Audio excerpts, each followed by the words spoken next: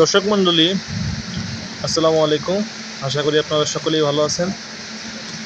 তো দীর্ঘদিন দাবদাহের পর শান্তির এক পশলা বৃষ্টি।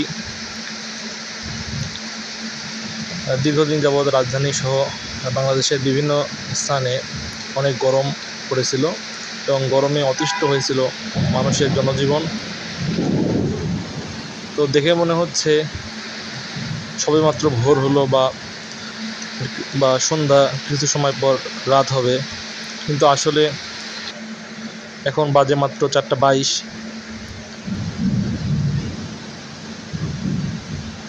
তো এই এক পশলা বৃষ্টি এরকম মনে প্রশান্তি বয়ে আনে।